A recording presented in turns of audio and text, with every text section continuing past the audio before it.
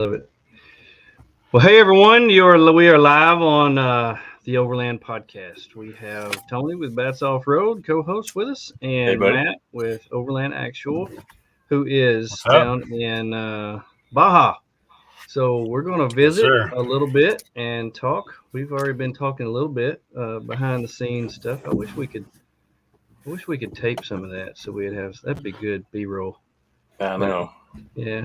A lot I, of I stuff we realized talked I about was is really going good. through and asking a bunch of questions before the show started. Yeah, now he's going to have to answer them all again. Oh, that's man. fine by me. I love to talk, as my wife says, so this will work out well. Oh my goodness. Well, we are live on Facebook, YouTube, and Instagram. So join us with your questions and comments. We'll be right back. You're live on the Overland Podcast. Thank you for watching or listening to the Overland Podcast. We're excited to be here. We're coming to you live as we do each week, bringing you the latest in all things outdoors and overlanding. The live show contains listeners, so join us with your comments and questions. Here we go. No pros, just bros on this show. Here we go. No pros, just bros. And we have listeners already in the queue. Probably the number one listener that's my wife. Thank you for being here and supporting us, babe. Man, it has been a pretty wild couple of weeks. We haven't had a live show in a couple of weeks. Tony, your wife turned like 75 last week, so she had a birthday and you had to take off. So in order to stay out of trouble, and her birthday was actually on Tuesday. Yep. So we didn't do a show last week. I had to work. Work called, so we didn't get to do anything last week. But dang, here we are. But Matt sent me a message last week, and he said, "I knew I liked you guys for a reason. Y'all are cool. You got a Frenchie, and if you ever need somebody to come on the show, I want to come on the show." And I was like, "Man, we want you on the show." Because I'm interested in hearing your story.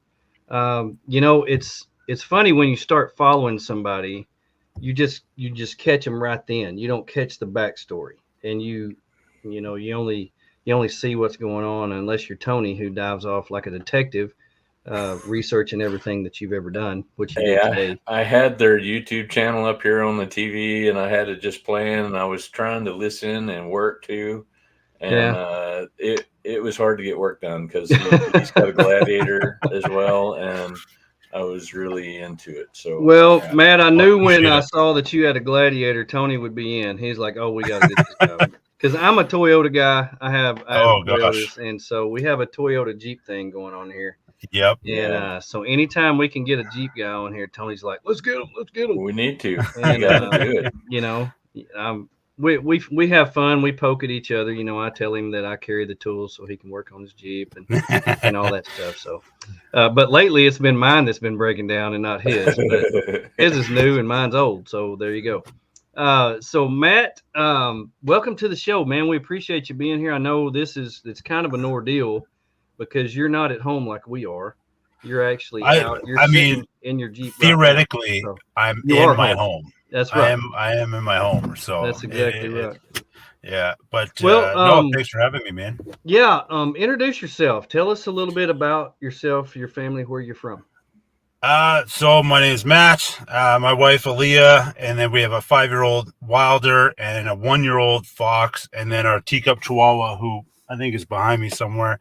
And in 2021, we kind of got fed up with everything, the rat race and whatnot. So we literally, on a 3-week whim, I came home on October 30th. I said, "Hey, you want to move to Mexico?" We had never been to Mexico, and we were a month pregnant. And my wife's like, "Okay." And then 3 weeks later, we were on a plane. The house was for sale. Everything was for sale. And we were off to Mexico to kind of figure it out. We knew nobody there. We knew nothing about it. We went to just outside of Playa del Carmen, so like 35 minutes south of Cancun. Mm-hmm.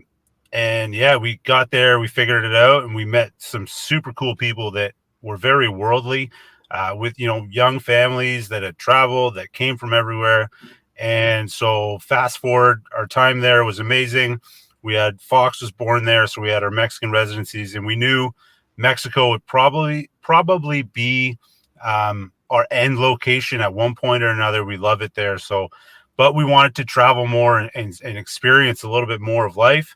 So we decided in March 2023, I discovered what overlanding was. I'd never heard about it before. And I was like, hey, Aaliyah, you want to get a Jeep and a rooftop tent and just go cruise around? And she's like, okay. And then, so sure enough, we had never been camping as a family. I grew up camping and hunting and stuff like that, but as a family, we had never been out. So we flew back to Canada in summer last year and got the Jeep. And again, we didn't really know what we were doing. So we figured, I was like, well, we need a tent. We need somewhere to put our food, a couple gallons of water to take with us. And that was basically what we started off with. And then once we hit the road is when we kind of figured it out and we added power to it. But we left in December from Canada. It was getting cold. So we left from Canada, and our first camping spot was Gooseberry Mesa in Utah on the side of a cliff. And it was stunningly beautiful. And it kind of kicked off like, all right, well, this is pretty cool. Like, let's kind of, I think this will work. And then, yeah, so now we're in February and we're kind of we're in March now. Yeah. And we're down in Utah, and as this is my home, my wife's got to get something because Out of the home. Out of the home. Everything we have is literally in the Jeep. So, but yeah, so we've just been kind of, I don't know, figuring it out as we go. It definitely hasn't been easy, but it kind of overcoming the difficulties has kind of made it a little bit easier and more rewarding, I guess, after we get through, bad weather and stuff like that. Because we don't really have anywhere we can go. If the weather's bad, if it's raining, if it's windy, it's it is what we can't be like, let's go next weekend. It's just, we're out here, and all our meals are cooked on the tailgate, and it's been pretty cool to figure it out. But I mean, Wilder and Fox have been having an absolute blast. They're playing. We do homeschooling with Wilder now. And yeah, it's cool to see them explore and learn different things. I get to teach, 2 nights ago I was teaching Wilder about high tide, low tide, that kind of stuff. And just, we went digging for everything I get to do with them has made it all more worth it than I thought it would be. I saw the clip where he was learning about the difference in the beach when the tide was out. He was up. He looked like he sunk in the sand. that was more of because I was making food, and I just had the drone ripping around. Him and his mom took a walk on the sandbars, and I heard them from a distance. I heard Aaliyah say, "Wilder, let's go this way," and I heard Wilder say, "No, Mom, we can make it this way." And I watched her walk around, and then I just heard him go, "Mom, I'm stuck." And it just in my head, I was like, well, lesson learned, buddy. Your mom knows best sometimes. That's right. Mama knows best, I guarantee. Yeah. Oh, well, yeah. He's learning by doing for sure. Well, that's cool that you had that attitude of, okay, we have a son, young son, pregnant, let's go anyway. Because a lot of people would have said, use that as an excuse not to go or not to leave a stable home or a stable environment or something like that. So a lot of admiration comes from that about you taking the risk with young children like that, because that's definitely makes life a little tougher. But it also adds a lot more enjoyment in a different way as well. 100%. It was kind of scary because all you ever hear about Mexico and stuff like that until you've actually been there is the dangers of Mexico and how, watch out for this. And as things were happening throughout the country, we'd have family members calling us, oh my God, are you okay? Are you, and, for the most part, it was like forest fires in California when you're living in New York. You know, you're fine. And there was some things that happened around where we were, but every time, and we'd hear the news talk about, oh, tourists, you know, this happened, that happened. But we would get the actual story, and it's like, well, he wasn't exactly a tourist. He was wanted by Interpol. He, you know, had 18 passports, and, you know, or like, it's funny to see how things get twisted, essentially. And there wasn't a day in Mexico where we ever felt unsafe. You know, walking around doing our thing. We had basic, I just call it common sense of, you know, don't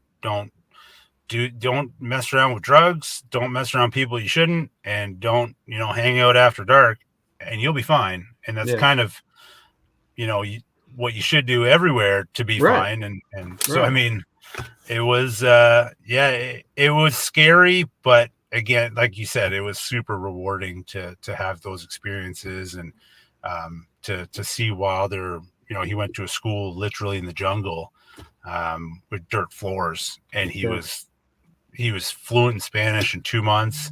He learned how to swim down there when he was 3. He learned how to ride a bike without training wheels, and because I wasn't working 7 days a week anymore, I was able to experience those things with him, which was super cool for me. Yeah. Right on. What and this is a question for me. What made you choose a Jeep to do this? Well, so the first reason, and this is not, I have a lot of tattoos, and this probably isn't my favorite. It's definitely not Aaliyah's favorite, because it was when I was getting my back done. I was like, hey, man, can you do this? And this was in 2015. So I actually have the Jeep grill on my wrist. So super cool, I know. So it'd be hard for me to be driving a Toyota with a Jeep tattoo in my hand. I get that. Okay, I get that. Right? And truly what I wanted, and what I like, I find, you know, those older Land Cruisers, when they're done up, and I think they're just sexy vehicles. But I have absolutely zero mechanical inclination or abilities.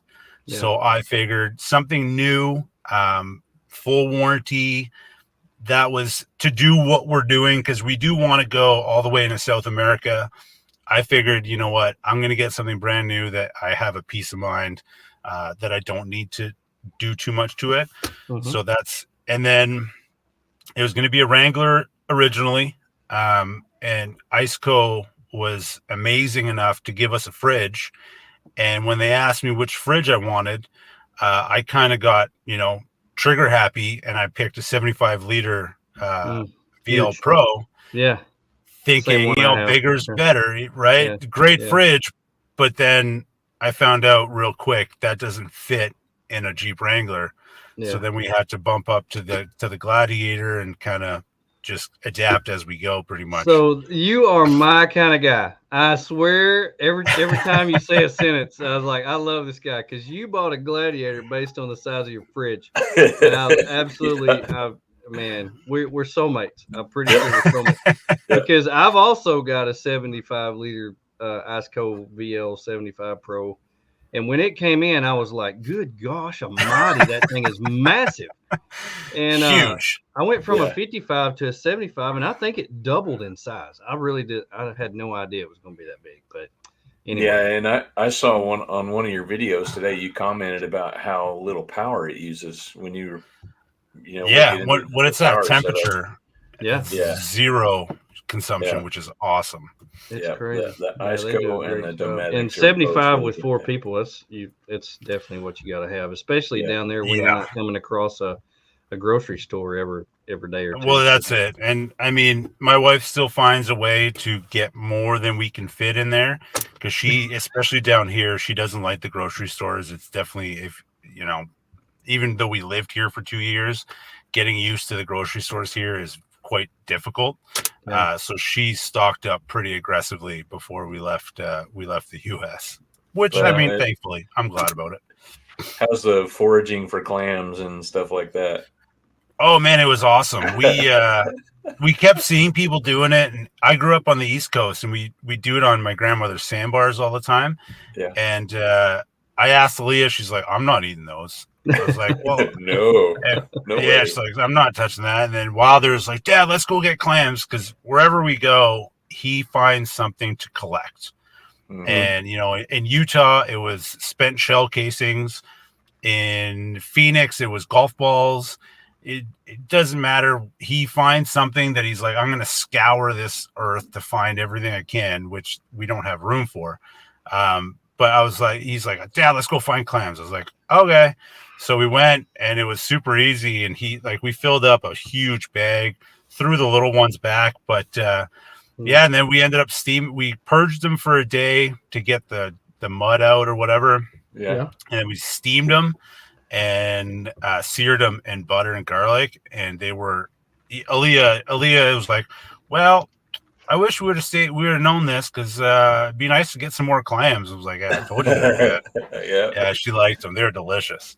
That's awesome. Yeah, that's great when you can do stuff like that. You don't have to go to the store and buy those. That's and it. Try to keep them in the fridge. Yeah, we just put them in a bucket outside the Jeep, and I kept replacing the water, and yeah, they were delicious. If we go back to that spot, we'll definitely be getting some more for sure. It'd be good in clam chowder. Yeah. What now that you've been out a while, how long has it been since you've been full time in your Jeep now? Since December 4th, I think it was. Okay, so almost 4 months. Right at 4 months. What are the major hurdles that you've had to overcome in that amount of time? I hate you having to rehash this and live through the nightmares again, but a lot of people are interested in things like that. So absolutely. Honestly, there hasn't been one particular moment. It's kind of just there's constant struggles that we at first it was showers was a big one, and then we got one of the geyser shower systems, which has been a game changer. So that we're as we go, everything keeps improving. Storage and setup and tear down was an absolute nightmare for the first couple months, because the tent cover was brand new, so we couldn't leave anything in the tent. So I had to take out all the blankets. I had to take out the mattress. We have a mattress topper that came out. The pillows came out, which was a giant pain to maneuver everything, get it into. We just had one big 50-gallon tote that everything went into. And then now our storage, like our tear down is great. I leave the comforter in there. I leave the mattress topper in there, and it's just the pillows that come out. And I ended up getting 2 20-gallon Husky totes, 4 12-gallon Husky totes, and 3 5-gallon Husky totes. They have the lid on them is waterproof and stuff, because our clothes situation before that was these Walmart or IKEA drawer systems that were in the back of the truck, and we had each drawer in a garbage bag so it wouldn't get dust. And so we got rid of that, and we replaced it with 2 12-gallon totes, which opened up a ton of room, which was awesome. And then just everything else kind of fit a little bit better. And so our storage now and our takedown and setup is like lightning fast compared to what it used to be. So I mean, that was something that was a hurdle. The biggest one that really sucks is the weather. If it's super windy or if it's raining, we are confined to the tent. We have an annex, but again, if it's windy, there's a video on our Instagram of Wilder trying to climb up the ladder and be like, I hate the wind. Yeah, the annex is pounding on them, and then all of our food is cooked on the tailgate on a little double burner stove. So regardless of what the weather is, we got to cook outside. So the elements is definitely a hard one to deal with when you're in a tent. A lot of the people we've camped with so far have been in truck campers or actual campers. So we get that envy of like, Yeah. man, those hard walls seem nice right now. But yeah, I think the wind has got to be the worst. the wind. All of the It's conditions, horrible. the wind And is plus, out there where you're at, there's nothing really to knock it down.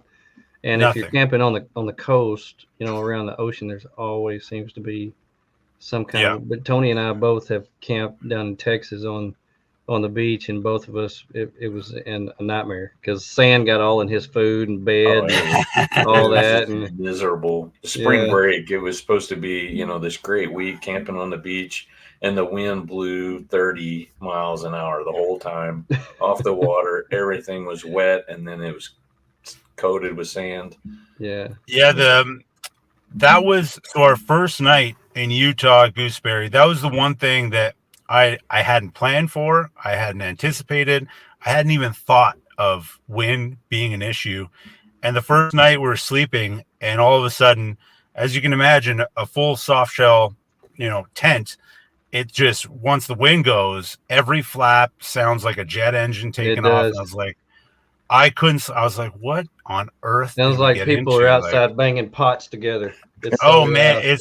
We had a buddy in a cube van conversion or something like that, and he was sleeping the one night in Havasu, and he's like, man, how do you sleep? Like your tent woke me up in the middle of the night from the wind going, and I'm in like a hard enclosed unit, and I was like, I don't know, man, I'm kind of getting used to it now, but the wind was definitely a bad one. And I mean, the other struggles are, it's just, I don't know, not having those typical amenities of like, hey, I'm just going to hop into a hot shower right now. And then I'm going to lay on my bed and watch TV because I'm kind of gassed out, and for me, I'm having an easier time dealing with that for some reason. I try to look at it as more rewarding. And, when we get through those harder times, whatever, we got through it. It made us better, it made us stronger. That's kind of how I try to get through it. Aaliyah, on the other hand, is having a little bit harder of a time in certain instances because she has all of that. Plus she has Fox, he's still breastfeeding. So he kind of gives her a bit of a hard time at nighttime because her nipple is like his soother. And if she's around, he has to be on her. He's very needy when she's around. If I take him for a walk or somebody else's camp, he's great. He's no issues. But if she's around, he's very attached to her.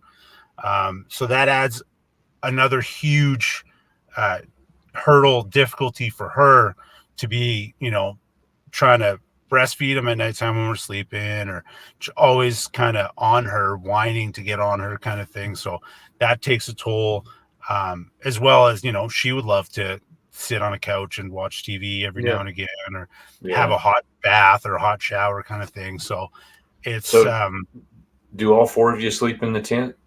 Yeah, all four of us right now are in the tent. And that was kind of one of the reasons why we figured, let's do a Jeep and a rooftop tent. The boys are still super small and we can all fit. Our bed is a little bit bigger than a queen and a little bit longer than a queen. So space wise is great up there.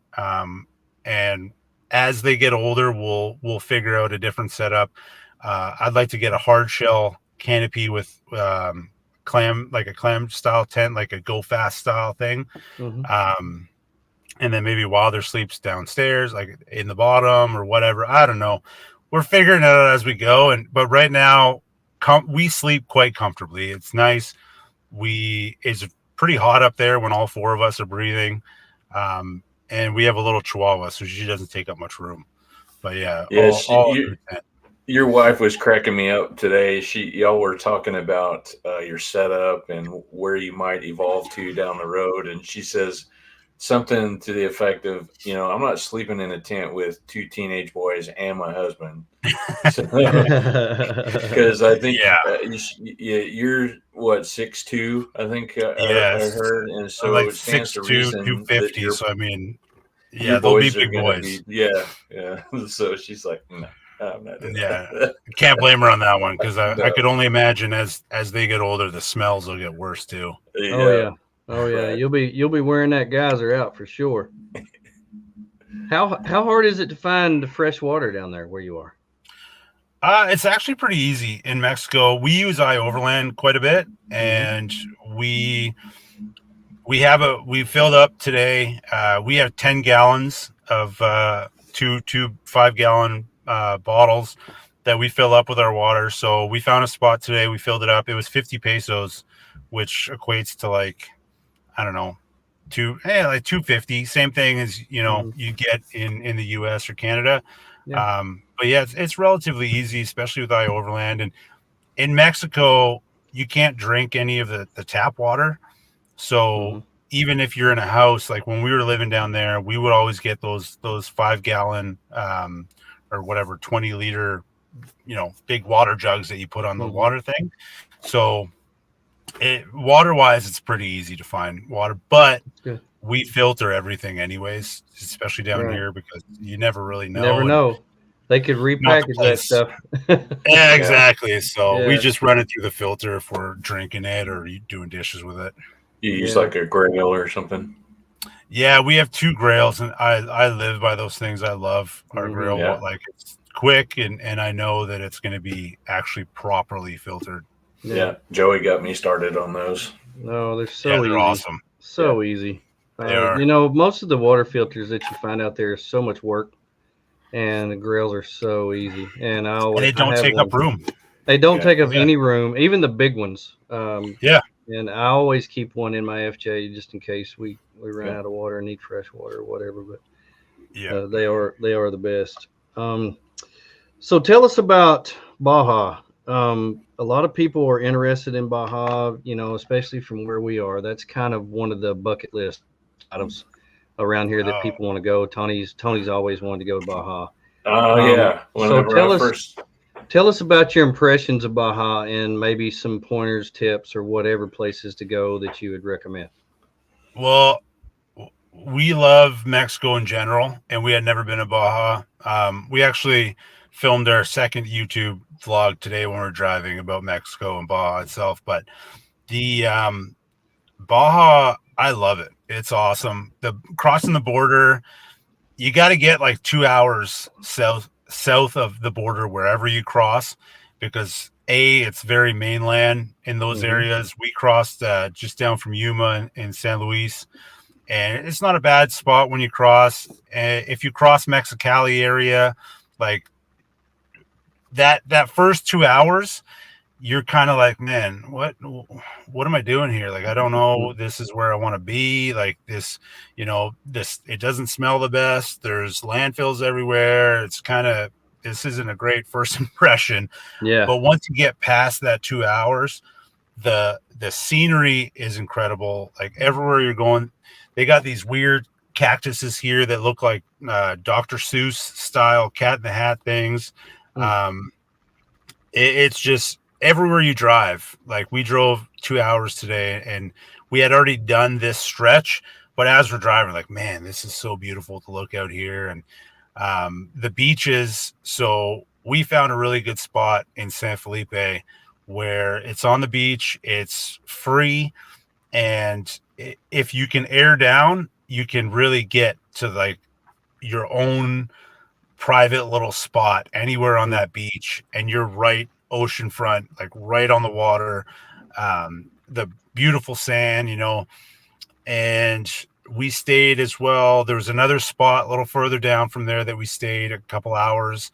Again, private, free. There's a lot of places to pay, but Overland's a good one to look at. But even when we got to the place to pay, we literally just looked and we saw a trail. We're like, I wonder where that goes. And being in a rig like we're in, we're like, oh, let's go explore and figure it out. And we drove, maybe 3 or 4 minutes, and it was this like wide open bay that was just you were surrounded by the mountains, and you had the water kind of right there. It was a great spot to be. We stayed 2 or 3 nights there. There was a bunch of beechwood, had a little fire. And then we went down to Bay of LA, which is a few hours south again. Bay of LA is a nice spot, but the beach was like more like stones, like little pebbles kind of thing. It wasn't sand.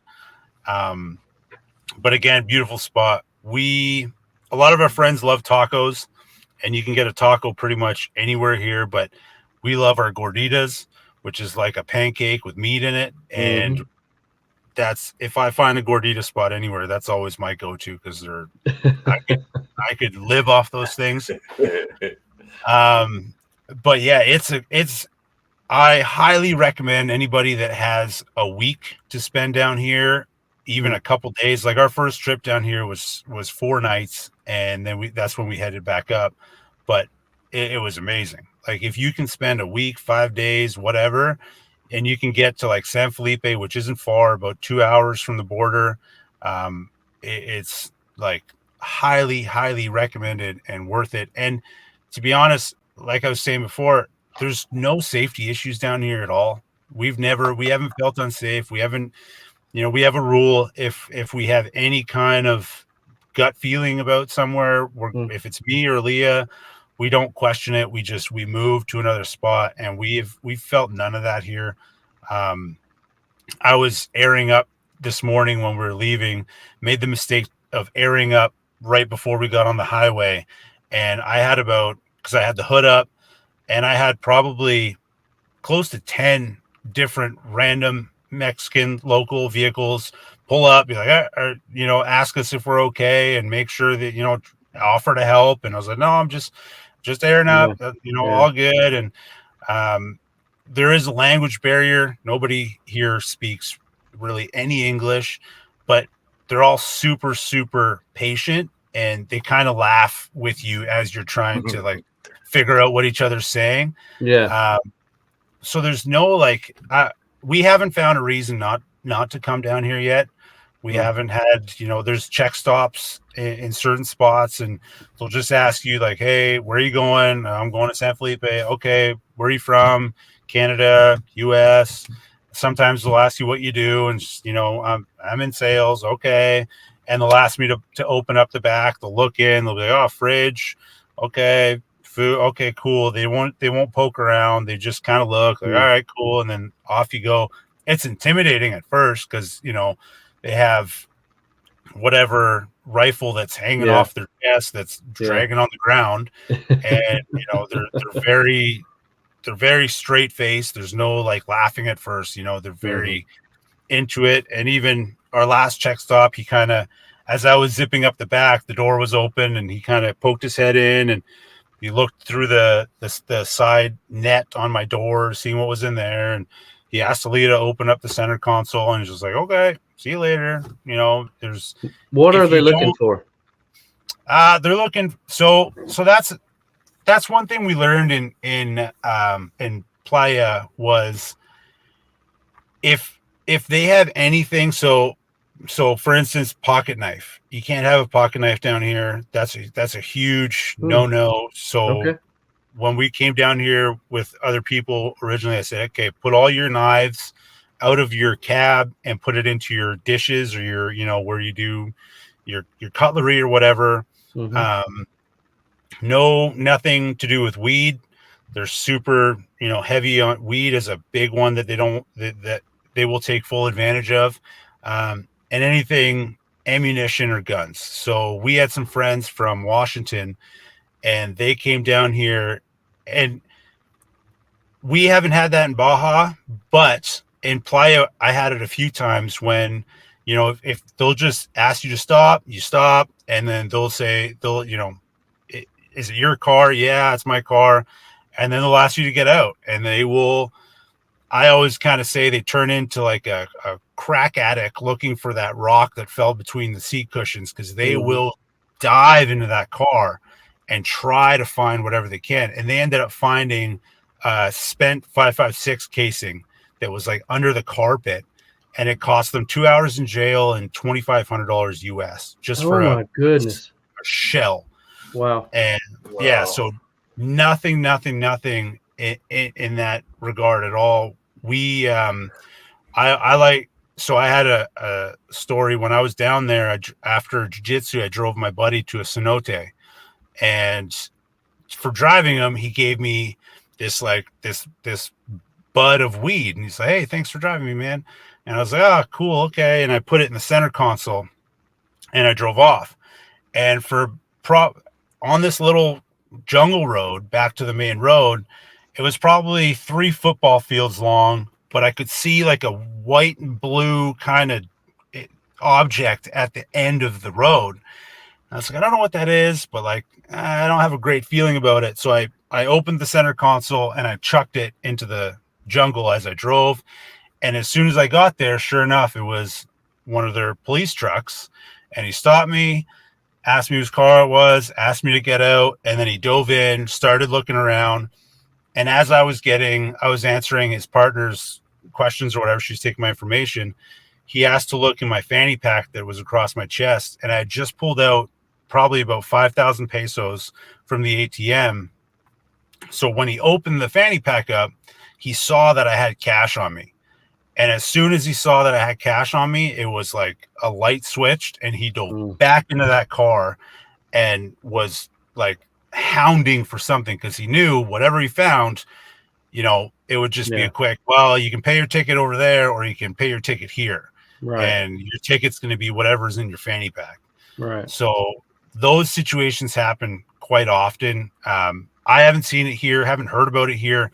In the mainland area, you'll have those situations. So it's, you know, we always say, just don't do anything, you know, drive the speed limit, don't have anything in your car that you shouldn't have, and you'll be fine. They're not, you know, they're not going to plant something. They're not going to be, and they're never really dicks about it either. They're quite respectful and nice. And, but if they find something, well, then they're going to find something. Yeah. That's it. Yeah. So it's kind of like driving in the US. Drive the speed limit. Yeah. Drive the speed limit. Don't have things that you shouldn't have, and you'll be fine. Exactly. Yeah. It's that common sense again of just don't do, you know, especially here, don't do anything you shouldn't do because they'll take full advantage. And it's one of those when it comes to the language barrier, and it's very intimidating when you're dealing with authorities down here because you don't know what they're saying. And, you know, if they decide to arrest you or whatever, then, you know, what are you going to do? What are you going to do? You know, my whole life, there's always been a joke about don't get thrown in a Mexican jail because you might never get out, you know? So I don't think that's ever changed. I don't think it's ever changed. No. So that's one place you don't want to go, and spending, you know, your friend spending 2 hours there. That's probably a good thing. So have you been to Punta Final? Am I saying that right? Punta Final? No. No, we've only done the East Coast so far. So this route, we want to go down to basically La Paz, Cabo area. Tomorrow we're going to drive to Guerrero Negro, and then there's another that's on the West Coast. And then from there, we're going to hop back to the East Coast, work our way down, and then I want to do the West Coast to head back up. So do you know, I suppose you've heard of Trail Recon and Marco Overland X. Yeah, absolutely. They filmed an amazing trip down to Punta Final on the east side. And it's just been on my list. I got to go there someday. Yeah, is that the Marco one that he did with Mischief Maker Molly or some of that with Onyx? Holly, Holly. Yeah. She I don't know. I think she's got a blue Jeep. They did a trip, him and her. I think it was last spring, something like that. Yeah. And they went to a spot on the East Coast or on the West Coast that I really want to get to. Yeah. I've messaged him a couple times and asked him for some places to go and a few tips and tricks about this place because he really is, as far as I can tell, he's probably the best source of information and reference when it comes to coming down here. Yeah, Marco spends a lot of time his cooking shows. Yeah. Yeah. Oh my goodness. So do you have and I like to ask this of all the people that we talk to that are doing this full time because everybody does it different. But do you get to a place and stay there for a little while? Do you have a timetable or a place that you want to get to, a goal, or is it just you wake up, I think we want to spend another day here, and you do? Or what's the schedule like when you're on this trip? Man, there isn't really a schedule. Kind of like we're not even really good when it comes to finding where we're going to go next. It's just like, okay, well, we gotta leave and go fill up our water, or before it was we got to go have a shower, or we got to get more groceries. And once you pack up, it kind of becomes like, well, we're packed up, like let's go to a different spot. As hard as that is sometimes, because I do get comfortable and I like knowing where I am, but yeah, it's more of a, once we're packed up, we hit the road and we start going a direction. Like at first it was chasing hot weather. And yeah, we'll hit the road and I'll say, okay, well, we're going from here to down here. And depending if we, get on the road early enough or what's going on, do we spend 3 hours at the store when we only wanted to be there for a half hour? And now we're back on the road. It's I'll get Aaliyah hop on Overland and she'll find a spot somewhere. She'll be like, this looks like a good spot. This looks like a good spot. And I'll be like, okay, well, let's go check it out. And as much as we want to always be somewhere before it gets dark, we've had more nighttime setups than daytime setups, just because we are so, in a way, unorganized, unfortunately. But that's kind of the life that we get when we're doing this with the kids. And there's always, we want to hit like this morning, we wanted to be on the road at 9 and it was 11 by the time we drove off the beach, because we had stayed 4 nights in a place and the truck became a catch-all for everything. And it wasn't the quick getaway we wanted. But there isn't really, like our Baja trip, we've met so many Canadians and Americans. They're like, oh, where are you going? I'm like, I don't know. I don't really know. We're just cruising and finding spots as we go. And I love that. Yeah, that's great. When you get to the place, and I'm one, when I get to a beautiful spot, it's really hard for me to leave sometimes. When you get to that perfect spot, that everything just clicks, the weather's perfect, the views are perfect, everybody's happy. You really don't want to mess that up, and so you want to stay there a few days. I just got back from a 5-day guys trip, and the second night was a great campsite on the river, and I was like, man, I kind of want to stay here. I'm sure you have quite a few of those down there, but I love it when you get to the point where you don't know what day it is, you don't know what date it is, you don't care. I have no idea on days, and I don't know how many days we're at San Felipe at the last spot we were at. I don't know what day we got there. I know today's Tuesday because we spoke last week and you said, hey, Tuesday the 5th. And doing this podcast was the only reason I knew what date today was, because I knew I was doing this.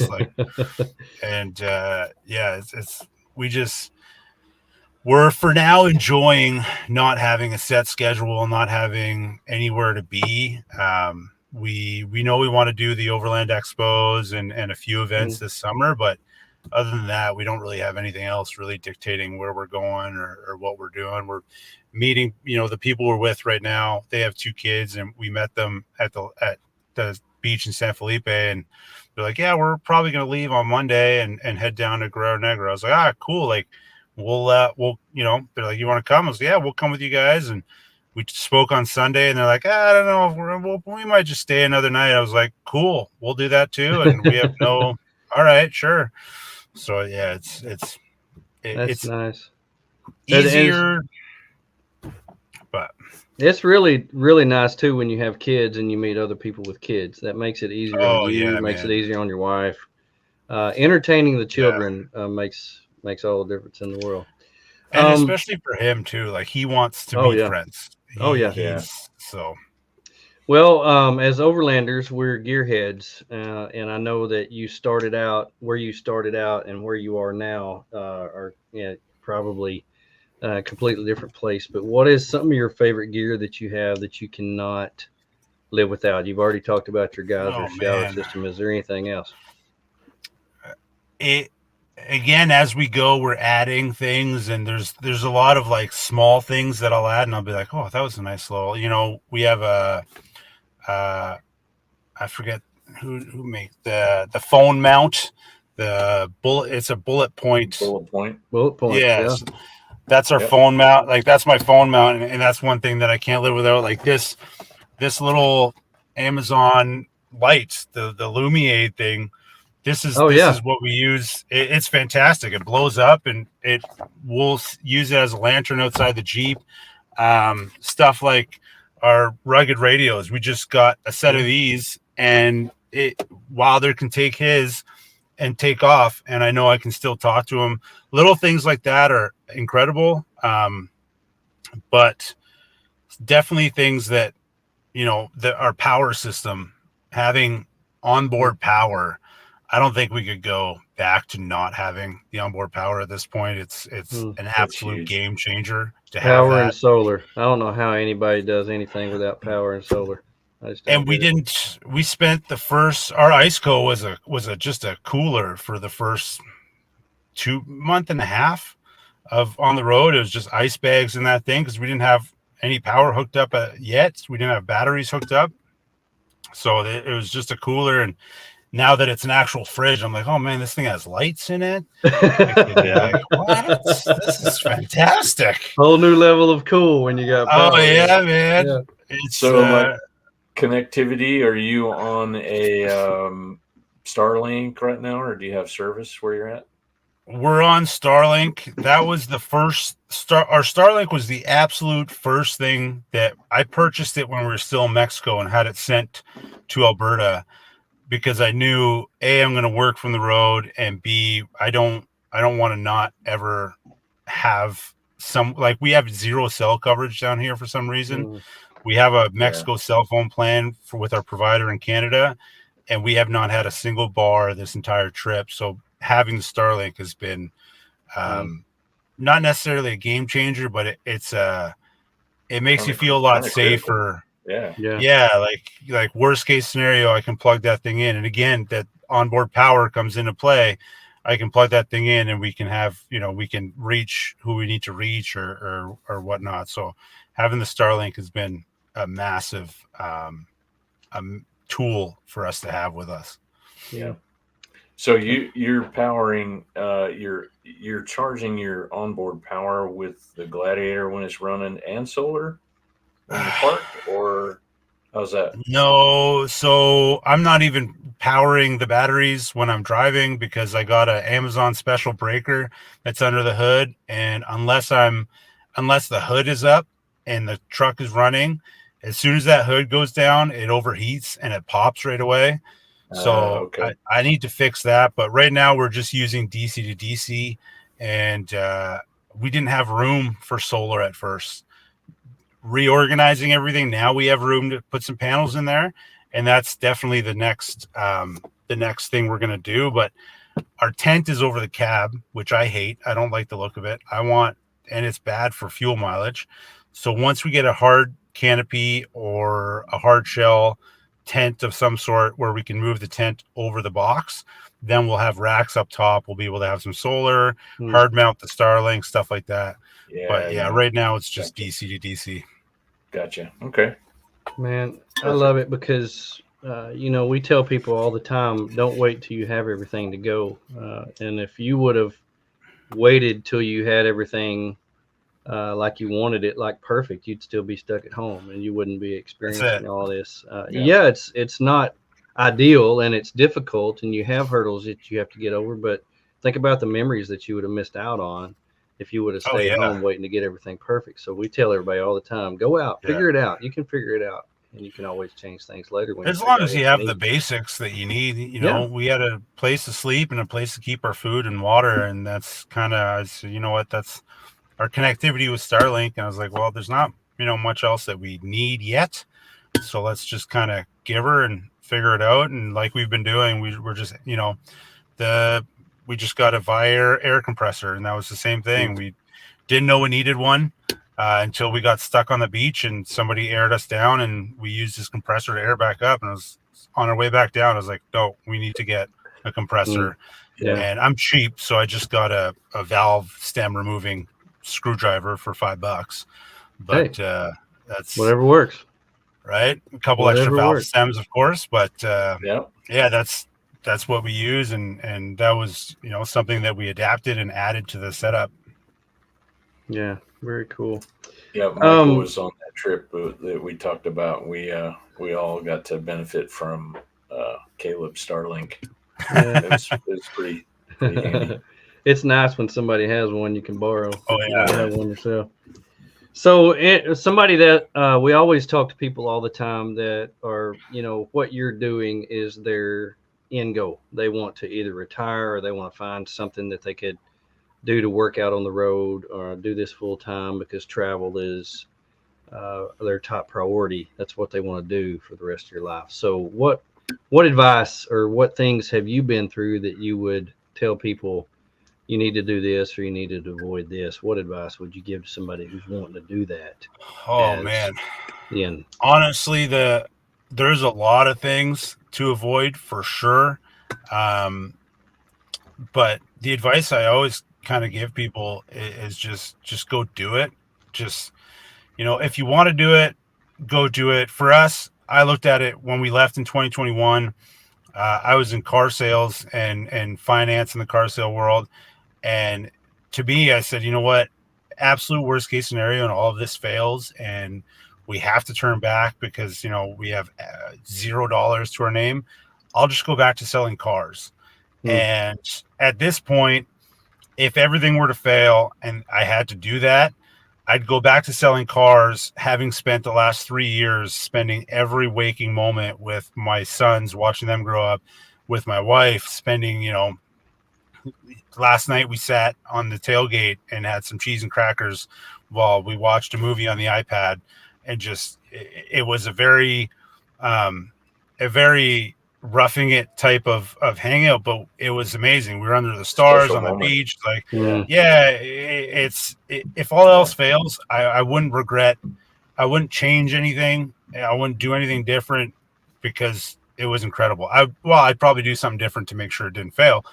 But especially nowadays with, Starlink and the ability to work on the roads, we meet tons of people that all have different jobs that they do from the road and that they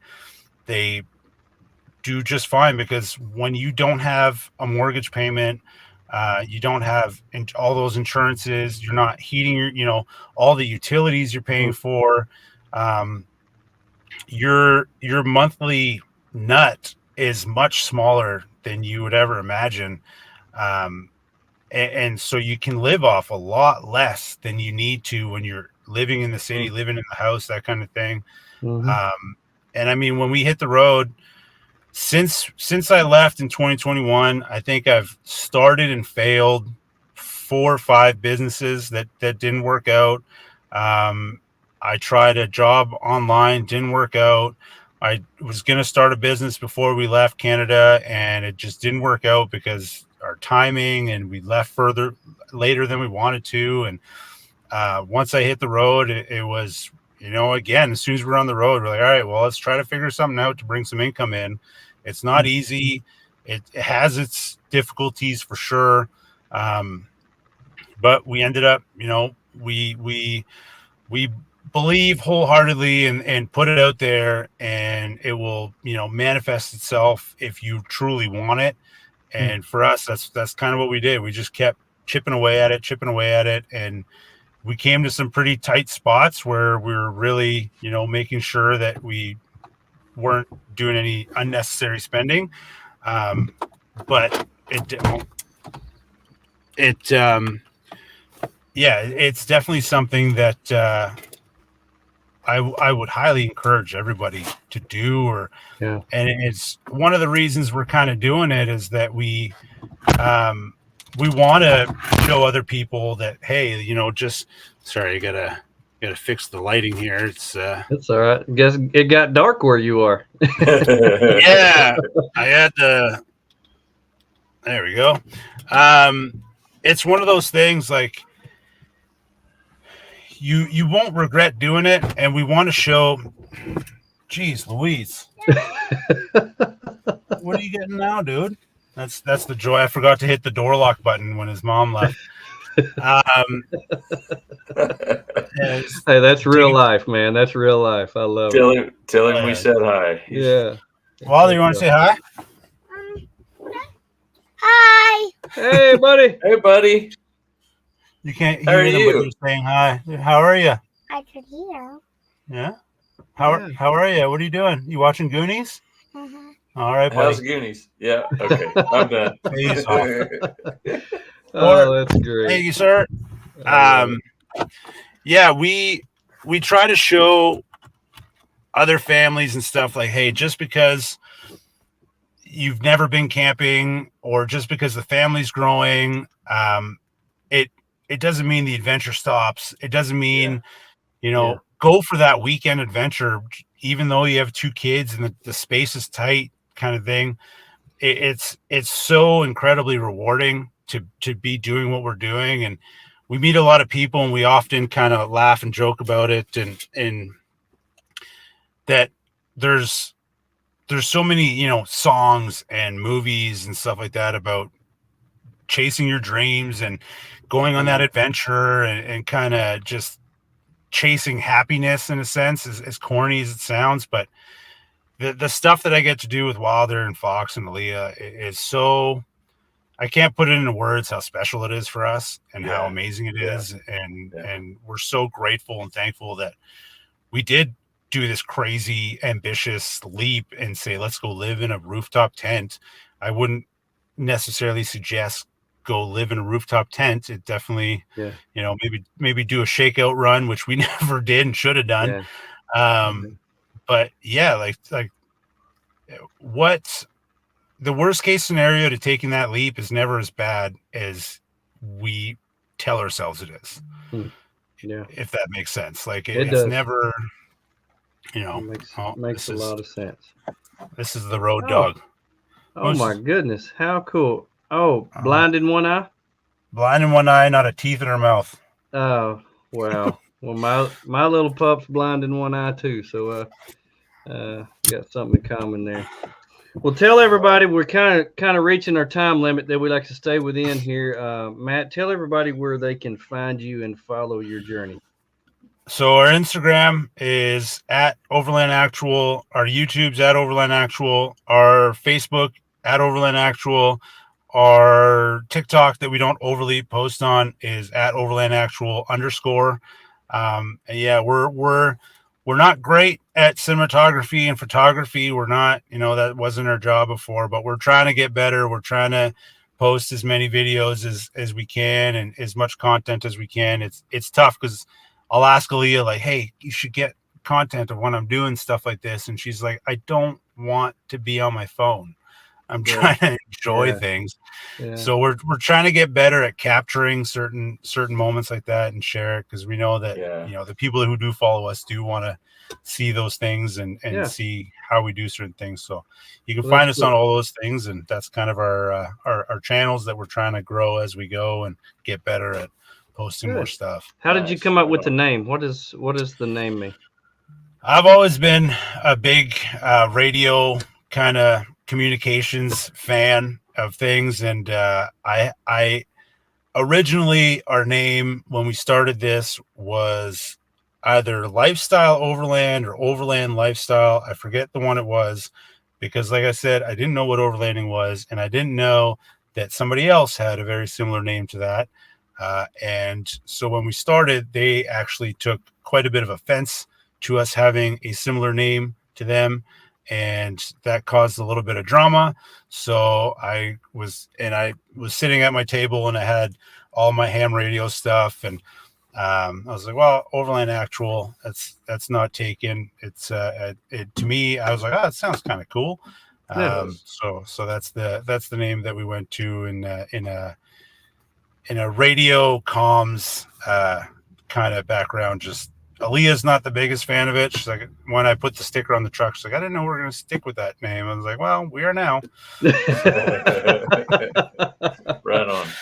I love it. Nice. I love it. Well, Matt, we really appreciate you coming on. I want to encourage everybody to give them a follow and a like on everything. Keep up with them, seeing how they're doing, and yeah, man, and let us know if you're going to be in the area. If you're coming into town, maybe we can go camp or something.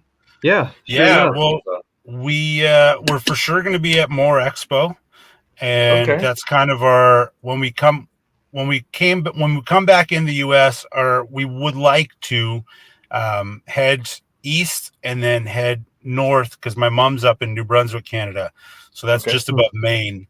So we want to go see her. So that we'll be in and around that area because that we'll definitely be there. And I want to try to go camping with Tate and get some of those good cooking meals. And we'll have to go with you guys. Yeah, we'll work something out where we can all get together. Yeah, absolutely. That'd be awesome.